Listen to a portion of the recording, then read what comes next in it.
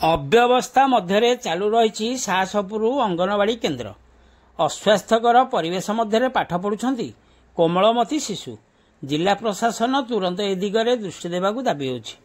खंडपड़ा block शालझरिया panchayat अधीन नुआ साहसपुर ग्राम रे थिबा अंगनवाड़ी केन्द्र रे एभली दृश्य देखिବାକୁ मिलिछि। घटनारू प्रकाश खंडपड़ारू इटामाटी को संजोग करथिबा पूर्त रास्ता पार्श्व थिबा एही अंगनवाड़ी केन्द्र रे गदा गदा गोड़ी बाली ठारू आरंभ करी गोबर गदा होइथिबा देखिବାକୁ मिलुछि। एही दुर्गंधमय परिवेश रे छोट छोट कोमलमती शिशु जीवनर प्रारंभिक शिक्षा नेउथिबा बेले एभली परिवेश एही पिलामानक स्वास्थ्य प्रति क्षतिकारक साजिबार संभावना रहिछि, जाहाकु नै अभिभावक महल रे चिंता प्रकाश पाइछि।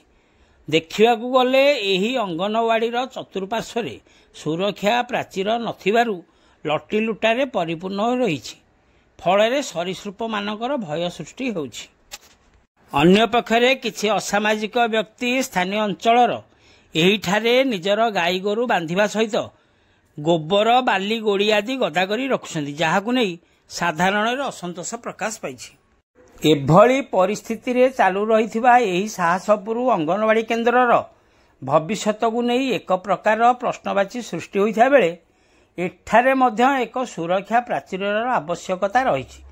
नचेत मुख्य रास्ता कड़े थिबा एही अंगनवाड़ी केन्द्र रे केतेबेले जे किछि अघटन घटी जाई पारे ताहाकू एड़ाई दिया जाई न पारे।